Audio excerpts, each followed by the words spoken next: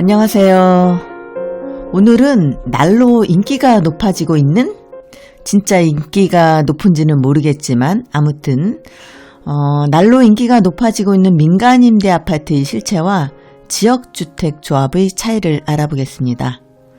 이 요즘 성행하는 민간임대 아파트의 정식 명칭은 협동조합형 민간임대 아파트가 맞는 명칭입니다. 예전에 알던 뉴스테이와는 많은 차이점이 있습니다. 기존 뉴스테이, 그러니까 민간임대 아파트, 기존 민간임대 아파트는 기업이 책임 준공을 해서 임대를 하는 형식에 반해 지금 성행하는 민간임대 아파트는 지역주택조합과 많이 유사합니다. 그러다 보니까 뉴스테이인 줄 알고 계약을 했다가 낭패를 보는 사람들이 많다 보니까 용인시에서는 민간임대주택의 병폐를 고지하고 있습니다. 여기 기사 하나를 보겠습니다. 보면은 2024년 11월 25일자 기사입니다. 그대로 한번 보겠습니다. 이데일리 황영민 기자가 쓴 기사입니다. 탈퇴도 마음대로 안 된다. 용인 특례시가 최근 관내 민간임대주택 사업자들에게 칼을 빼들었다.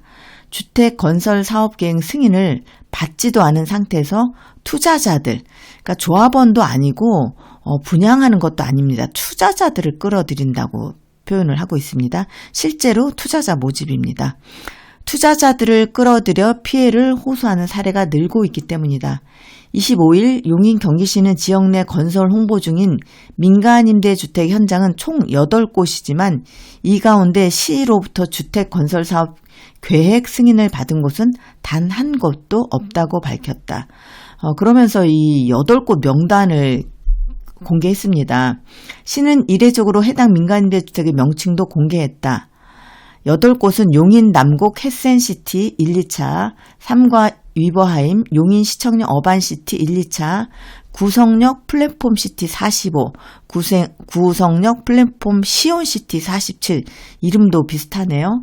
신갈동 민간임대주택, 이 신갈동 민간임대주택이 아마도 그 신갈 5골에 있는 펜타아너스 같습니다. 용인시 지역주택조합 및 민간임대 아파트 사업 현황도를 같이 게시를 했는데 요즘 성행하는 민간임대 아파트와 지역주택조합이 비슷하기 때문에 이렇게 공개를 한 것 같습니다.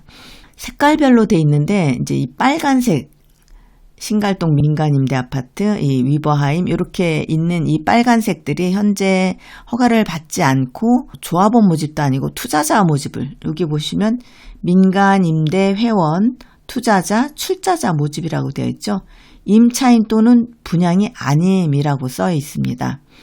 그리고 이 보라색이 조합원 모집 신고 전, 여기 가칭 용인수지 지역주택조합은 조합원 모집 신고를 안 했네요. 그리고 회색으로 된 게 조합원 모집 신고라고 돼 있어요.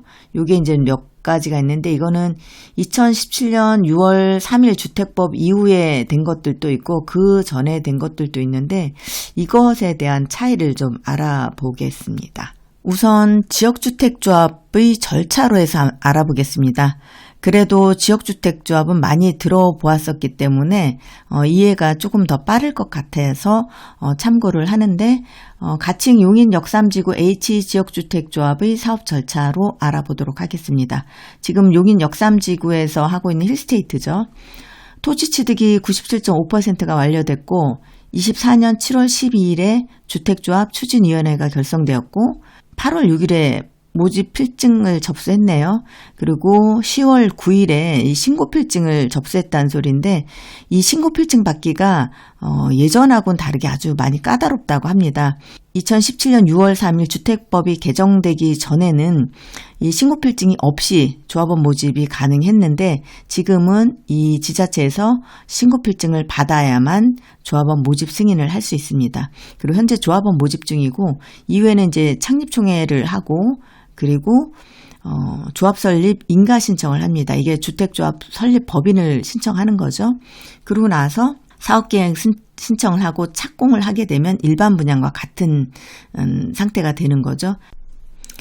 기사 하나 더 보겠습니다. 2024년 4월 15일이니까 좀 된 기사네요. 근데 제목이 협동조합형 민간임대 아파트 2, 원두 썼나 보네요. 지역주택조합은 땅이라도 있지 제목이 이렇습니다. 물론 협동조합형 민간임대 아파트도 땅을 먼저 확보하거나 모두 확보한 후에 시작할 수도 있겠지만 그 투자자 모집을 할 때는 땅이 전혀 확보되지 않더라도 시작을 할 수 있다는 겁니다. 표 하나 보겠습니다.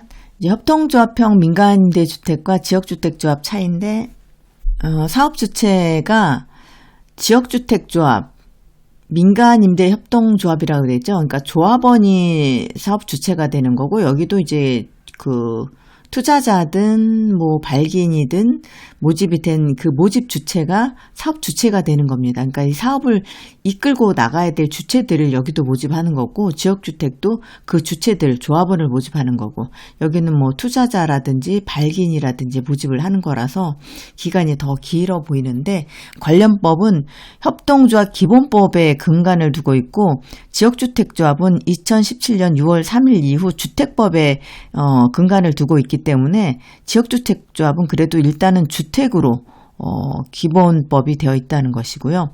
설립 요건이 발기인 5인 이상 설립 신고를 해야 되고 여기에선 토지가 기본적으로 있어야 됩니다. 토지가 최소 15% 이상 소유권을 확보했어야 되고 80% 이상의 사용 권한을 확보해야 됩니다. 자격 요건은 협동조합 같은 경우는 제한이 없어요. 법인도 가능하고 여러 개도 가능하고 그런데 지역주택조합은 지역, 거주, 직장 이런 세대주이면서 무주택자라든지 어떤 관련 법규에서 자격 요건도 사실 까다롭습니다. 여긴 부적격자도 그러니까 없습니다. 하지만 여기는 지역주택조합 자격이 되었다가도 나중에 상실하는 경우가 생기는 거죠. 협동조합형 민간임대주택이 지역주택조합과 동급하고 물음표를 했네요. 이런 배경에는 사업 준비 방식과 조합원 모집 과정이 다르다는 점을 꼽을 수 있다. 두 사업 모두 조합을 근간으로 민간임대주택을 계약하시는 분들이 그 조합을 근간으로 하고 있다는 점을 이렇게 놓치는 경우가 많습니다.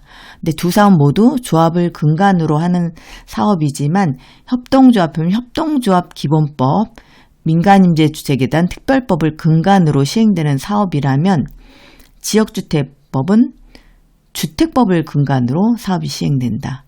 이런 뿌리는 조합원 모집 과정에서부터 꽤 큰 차이를 보여주는데 협동조합형 민간임대주택은 조합원의 자격 요건이 없고 가입 시부터 권리 행사 및 양도할 수 있어 무분별한 모집과 법을 피해 불법적인 조합원 부풀리기 등에 대한 사실 확인이 어렵다.